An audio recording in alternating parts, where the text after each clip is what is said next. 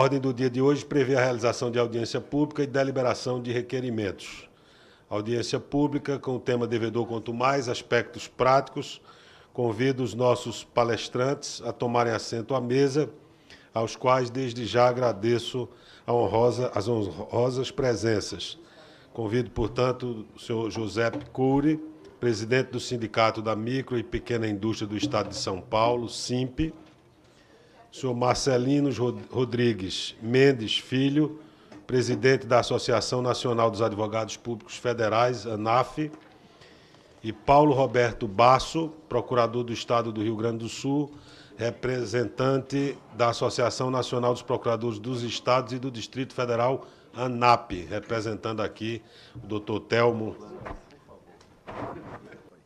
Senhor presidente, deputado Tadeu Alencar, senhor deputado Arthur Oliveira Maia, eminente relator desta Comissão Especial do Devedor Quanto Mais, faço referência aos deputados que aqui estão prestigiando neste momento, o deputado Arthur Oliveira Maia, deputado Elias Vaz, deputado Fernando Monteiro, deputado Paulo Ganini, deputado Paulo Ramos, deputado Vitor Lippe, deputado Luiz Flávio Gomes, que também identifiquei, até anteriormente estava aí.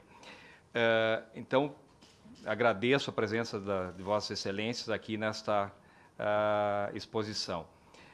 Eu saúdo também o nosso colega vice-presidente da Associação Nacional, doutor Bruno Razan, que está aqui acompanhando, é presidente da Associação dos Procuradores do Estado do Rio de Janeiro, e na figura de quem homenageia os advogados públicos e privados que se fazem presentes hoje aqui nessa sessão. Também faço um registro especial aos servidores legislativos que apoiam os trabalhos dessa comissão e demais presentes. Eu inicio trazendo, deputado Tadeu Alencar, uma palavra do nosso presidente da Associação Nacional, doutor Telmo Lemos Filho, que pediu que lhe registrasse o reconhecimento do trabalho parlamentar pelo senhor desenvolvido, com relevância nos temas da área tributária. O senhor participa também da comissão, é titular da Comissão da Reforma Tributária, subsídios tributários e creditícios, quer dizer que vai poder intercambiar as informações aí nas diversas comissões. Então, o reconhecimento aí da ANAP ao seu trabalho, e o senhor que conhece muito bem a advocacia pública estadual, porque foi também procurador-geral lá do Estado de Pernambuco por muitos anos. Aí, cumprimentos.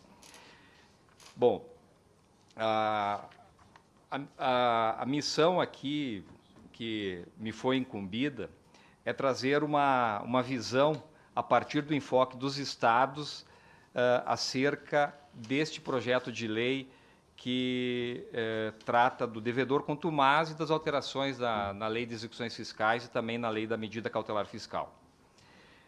Embora muitos dados já tenham sido trazidos pelos expositores em outras sessões dessa comissão, eu reputo importante passar um olhar em relação aos estados brasileiros, porque é nos estados e nos municípios que há o maior volume de execuções fiscais tramitando no país. Então, no âmbito da Justiça Estadual, segundo os dados do relatório Justiça e Números do CNJ, tramitavam, vejam só, 26.682.485 processos de execução fiscal, envolvendo estados, Distrito Federal e municípios. Isso corresponde a 85% do total das execuções fiscais em curso no país.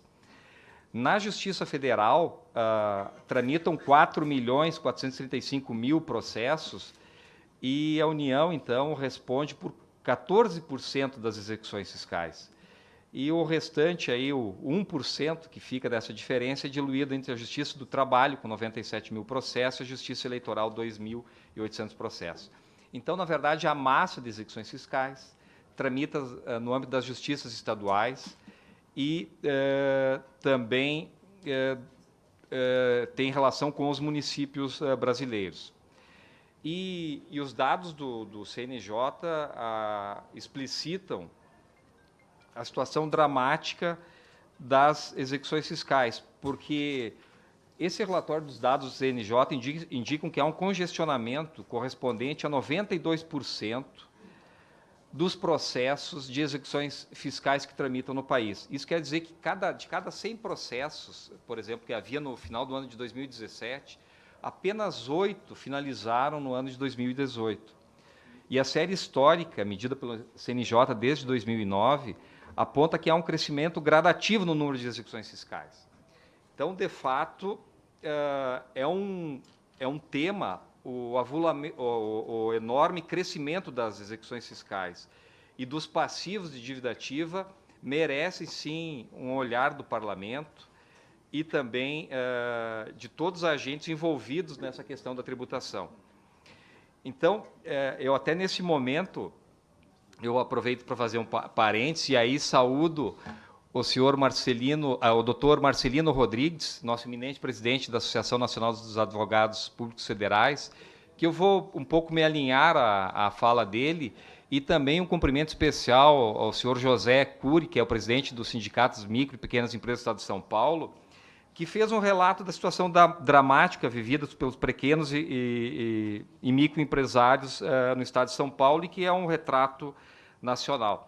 Mas a fala dele permite a seguinte reflexão. Nós estamos aqui neste projeto tratando o momento posterior à tributação.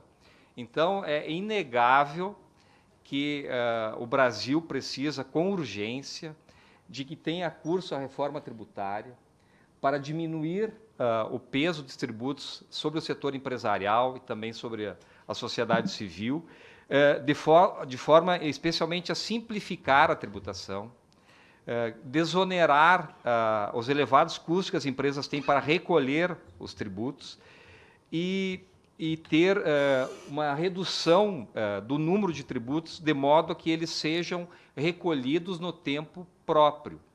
Porque a grande discussão que o senhor Giuseppe Cury traz, na verdade, é da etapa anterior ao estrangulamento que acontece no âmbito da cobrança da dívida ativa. Então, nós temos que reorganizar o sistema de tributação, de modo que os contribuintes tenham, e até mesmo por uma visão liberal, igualdade de concorrência, mediante o pagamento correto dos tributos, e aqueles que desbordam deste momento sofram, aí sim, os maiores rigores da lei para a repressão do não pagamento, da sonegação e da cobrança coercitiva, que é o que se faz em juízo. E também, aproveitando a fala do senhor Cury, ele refere, né, o baixo índice de desempenho da cobrança da dívida ativa no total global do estoque, em torno de 1%, que é recuperado dos valores globais inscritos em dívida ativa. E no que ele tem toda a razão nesse número, é esse mesmo. Mas o que acontece? É bom aproveitar esse espaço democrático aqui da Câmara dos Deputados para fazer esse esclarecimento. A primeira questão que se põe é a diversidade entre o crédito público e o crédito privado.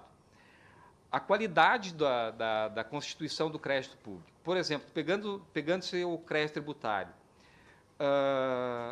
tendo em vista o princípio constitucional da liberdade do exercício da atividade econômica, os fiscos não podem opor nenhuma exigência de solidez patrimonial, de pesquisa das condições de operar na economia em relação aos novos empresários. Então, uma vez o empresário constituindo a sua empresa, inscrevendo-se na junta comercial ou nos outros órgãos cabíveis, ele imediatamente passa a operar no mercado formal e aí também a gerar créditos tributários. Uma parcela paga e outra parcela não paga. Então, diversamente da área privada, que o credor escolhe o seu devedor. Por exemplo, no sistema financeiro, o devedor, para acessar o crédito formal, ele precisa passar por uma análise de cadastro e, inclusive, comprovar capacidade patrimonial e de liquidez para a concessão do crédito. Então, obviamente, quando o crédito privado é executado, ele já vem dotado de garantias que o crédito público não tem, que é a hipoteca, é lá a garantia fiduciária, e aí o resultado da cobrança, por conta disso, é mais eficaz. Então, o crédito público, então, ele tem duas circunstâncias particulares. Por que esse estoque, que foi dito pelo doutor Marcelino da União, aí, é tão elevado, é superior a 2 trilhões? Justamente porque até hoje, não há mecanismos de extinção dos créditos tributários denominados podres, ou seja, o estoque da dívida ativa ele representa o histórico da dívida. Então, a União, dessa parcela de 2 trilhões, a grande maioria são créditos que envolvem empresas que se extinguiram, que faliram, que por insuficiência patrimonial deixaram de funcionar. Então, são créditos evidentemente irrecuperáveis. Então, é importante ter esta clareza da distinção entre o crédito público e o crédito privado. E daí que esse baixo resultado, ele, na verdade, não é tão baixo assim, porque se nós fizermos um corte no valor da dívida, pega o exemplo do Rio Grande do Sul, cujo estoque lá é 40 bilhões, desses 40 bilhões, aproximadamente 10 bilhões é recuperáveis, 6 bilhões e meio estão aguardando decisões judiciais, que é um dos problemas que o doutor Marcelino referiu. 1 bilhão está parcelado e 2 bilhões e meio aguardam ali a localização do devedor, a realização de penhora. Então, sobra um pouco espaço assim de resultado. Às vezes, os governantes, quando iniciam governos, eles miram para este número e dizem, está aí a solução da receita. Mas, de fato, é um resultado que não se pode conseguir com imediatismo, porque as empresas, antes de chegar na cobrança judicial, elas já passaram por várias etapas na cobrança administrativa, de tentativas de composição, de insucesso. Então, o devedor, em cobrança judicial, já é um devedor com inúmeras dificuldades financeiras, que é por decorrência da situação econômica do país, por decorrência da complexidade tributária, e aí tem um pequeno espectro que é daqueles devedores que são os devedores sonegadores, devedores recorrentes, que é o caso do devedor contumaz. Então,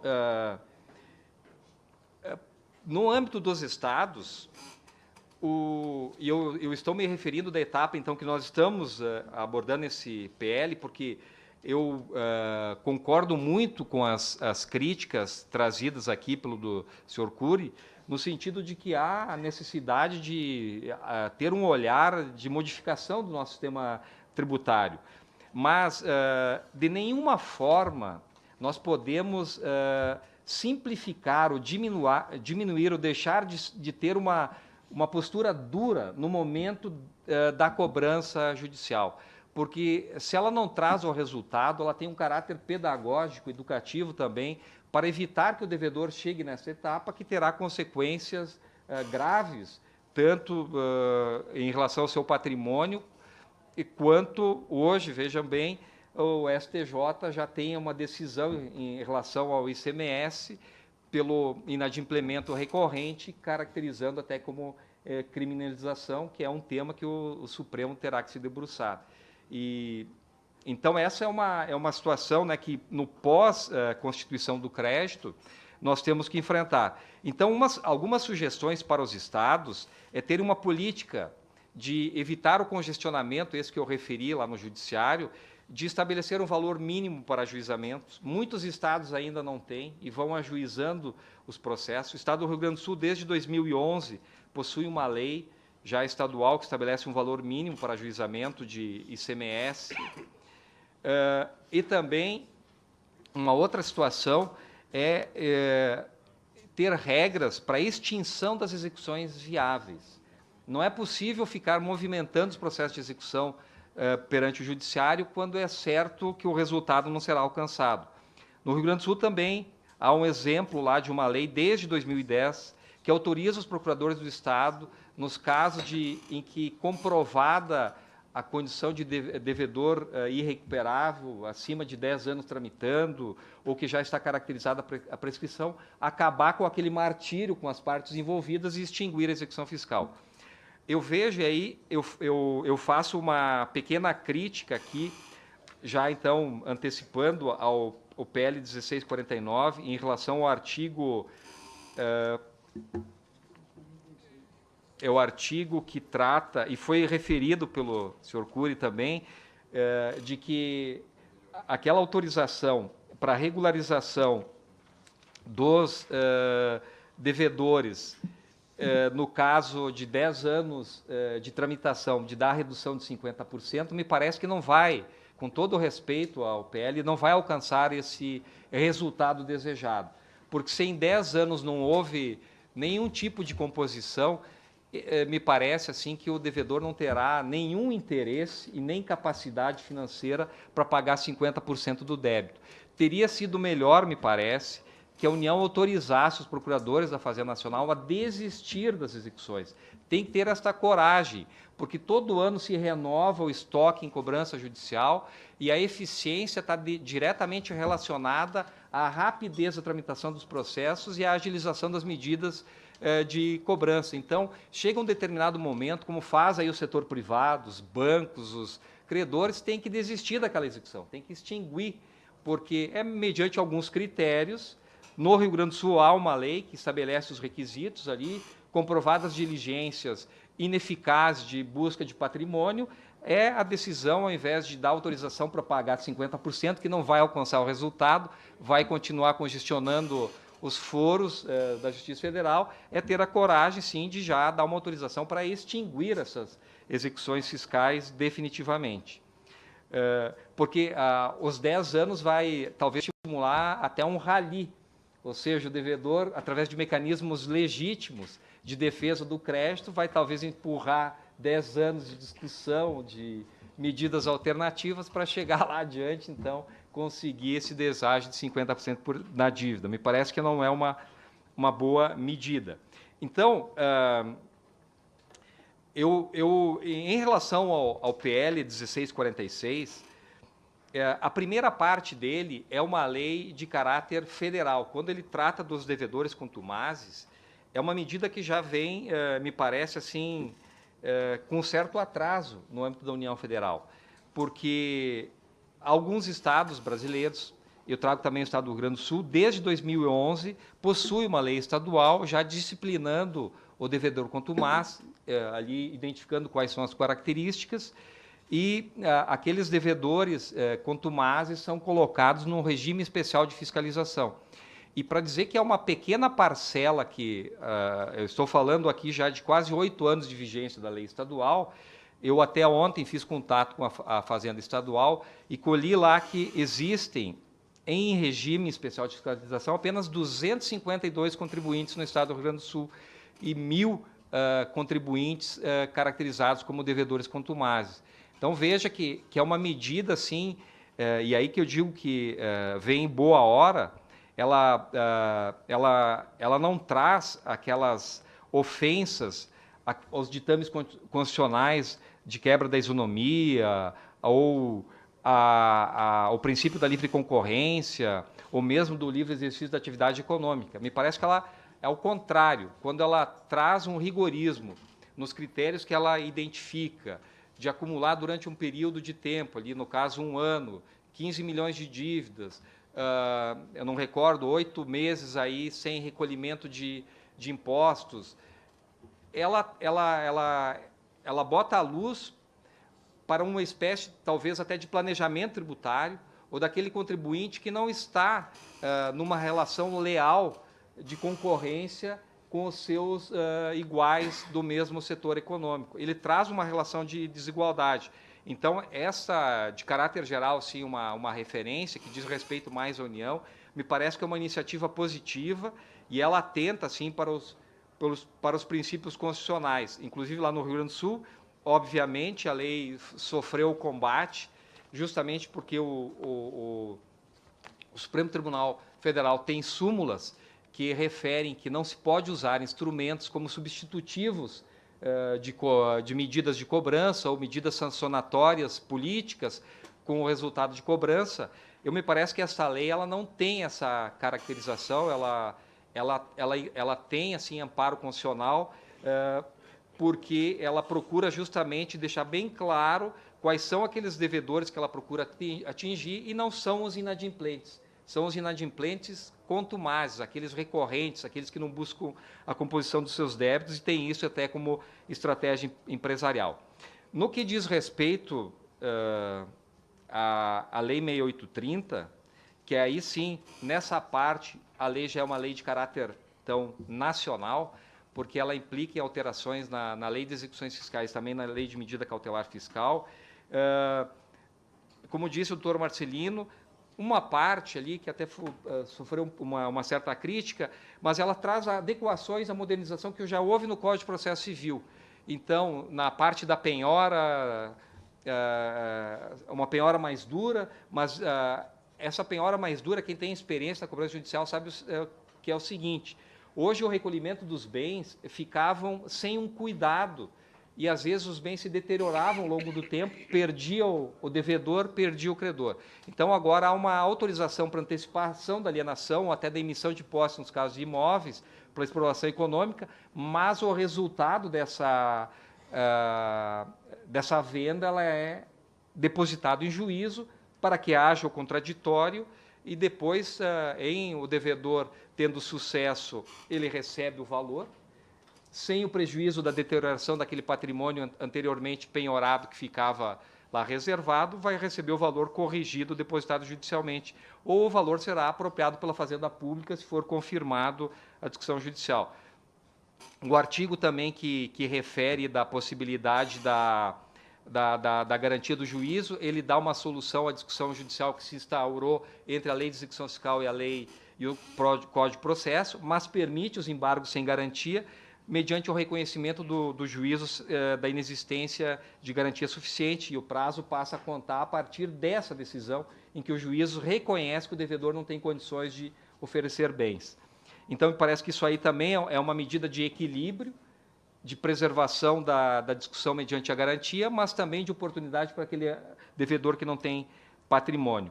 E uma outra modificação assim relevante, que é um impasse que há hoje de discussão junto ao Superior Tribunal de Justiça, é a previsão que dá poderes ao juiz da execução fiscal, excluindo as empresas que estão em recuperação judicial da execução fiscal. Hoje, a partir de fevereiro de 2018, o STJ, num recurso especial representativo assim de controvérsia, ele determinou a suspensão de todos os atos constritivos em face de empresas de recuperação judicial em sede de execução fiscal. Então, as execuções fiscais no Brasil todo estão há mais de um ano suspensas em relação às empresas de recuperação judicial que estão lá resolvendo nos seus processos de recuperação seus credores privados sem dar solução aos créditos públicos. Então, a Lei de Execução Fiscal agora ela refere que o juiz da execução fiscal é o titular da prática dos atos de constrição. Então, nesse contexto, me parece que e a medida cautelar fiscal também ela vai nessa mesma linha de trazer aperfeiçoamentos no sentido de dar mais efetividade e a possibilidade da instauração da medida, que antes era só a partir da constituição definitiva do crédito, era como a jurisprudência entendia, e agora ela permite que, a partir do momento que o devedor é notificado da ação fiscal, ele já pode, mediante várias condições, com garantia do contraditório, sofrer já uma cautelar de restrição do seu patrimônio, para que não haja evasão do patrimônio e depois se torne a dívida no momento da cobrança irrecuperável. Mas tudo isso é com garantia do contraditório também. Então, em síntese, eu gostaria de dizer que a ANAP agradece muito aqui a esse espaço. A presidência da ANAP instando o Colégio Nacional dos Procuradores Gerais a ouvir as procuradorias fiscais dos estados para encaminhar sugestões a partir das experiências dos estados ainda para encaminhamentos aqui, porque uma crítica que nós fizemos aqui neste projeto, que o governo federal encaminhou com o olhar da União, mas não fez um debate prévio com os estados. É o espaço que está sendo resgatado aqui nessa Casa Democrática, nesta comissão, permitindo essa oitiva. Então, exato. Então, nós estaremos encaminhando aos estados que, tendo alguma sugestão que ainda possa ser incorporada, venha a ser aqui atendido. Então, o que eu digo em conclusão, que essas medidas nós temos um olhar positivo sobre elas, enquanto Associação dos Procuradores, porque elas aperfeiçoam a legislação vigente, elas combatem a concorrência desleal, reforçam as medidas de proteção da cobrança dos créditos, e são necessários, evidentemente, como eu disse, e atenderia aquela expectativa das entidades empresariais, que haja um olhar na fase anterior de melhor regulação tributária para que não se formem esses passivos depois irrecuperáveis. E até porque um bom sistema tributário que garante a realização das políticas públicas, garante o desenvolvimento dos planos de governo eleitos, atende a sociedade nas suas demandas pelo poder público. Ele hoje está classificado, e como ensina o professor, e eu deixo essa mensagem, José Casal Nabais, que é um professor português, ele refere que tem que ser cada vez mais difundido, que em compasso com os direitos fundamentais garantidos pela Constituição, também tem que se botar um olhar sobre o dever fundamental de pagar impostos. Então, agradecendo novamente, eu devolvo a palavra ao senhor presidente. Obrigado. Passo a palavra agora para o encerramento das exposições ao senhor Paulo Roberto Basso. Muito obrigado. Procurarei ser breve diante do adiantado horário. Acho que todos estão aqui com uma certa fome, não é? Mas inicio com o questionamento do deputado Paulo Ramos acerca da securitização. A gente até não fez essa abordagem porque é objeto de outro projeto de lei que não este, mas vou dar a posição sobre o tema. Por que não há interesse em securitizar créditos irrecuperáveis? Por uma simples razão, o mercado não tem nenhum interesse. E aí, dando assim, com toda a clareza, nome as coisas como elas têm que ser ditas. Esse projeto de securitização, ele atinge justamente os créditos tributários viáveis, que estão sendo cobrados, parcelados. É esses que o mercado tem interesse. Então, por mais que a lei lá diga o contrário, é uma antecipação de receita. Eu nem vou fazer o juízo crítico acerca disso, porque os estados brasileiros estão em crise, há um espaço ali, por exemplo, no Rio Grande do Sul existe 1 bilhão parcelado. Se securitizar este 1 bilhão, com algum deságio que o governo recebesse 900 milhões por aí, ele colocaria a folha em dia, que hoje lá está atrasado. Não, mas é que eu até estou dizendo isso assim como uma crítica, porque ele não resolve o problema, ele só antecipa receita para um governo. É apenas isso. Não é uma situação. Então, é evidente que os créditos securitizados são o filé dos créditos do poder público. Aqueles que estão sendo cobrados estão parcelados. Exemplos dos estados, assim, positivos. O mesmo fenômeno que acontece com as legislações do ICMS, por exemplo, que tem 26 legislações, os empresários sabem que quando eles atuam em diversos estados tem que ter equipes próprias para estudar a legislação de cada ente federado, tamanha diversidade e complexidade das diferenças. E eu tenho atuação militante na defesa judicial, e eu vejo que as grandes discussões hoje, que envolvem, por exemplo, o ICMS, dizem respeito à disputa de interpretação acerca de benefícios fiscais e cumprimento de obrigações acessórias. Então, são grandes contribuintes que têm um olhar divergente com o Estado e vão fazer a disputa. São milhões de reais e, inclusive, são essas as empresas que acabam gerando a maior receita depois de recuperação, porque elas fazem, vamos dizer, a boa discussão. É a discussão, mas por conta da dificuldade da legislação. Então, exemplos positivos, eu referi, Por exemplo, eu não conheço outro estado que tenha, como no Rio Grande do Sul, uma legislação que autoriza ter coragem de extinguir a execução fiscal quando ela é inviável.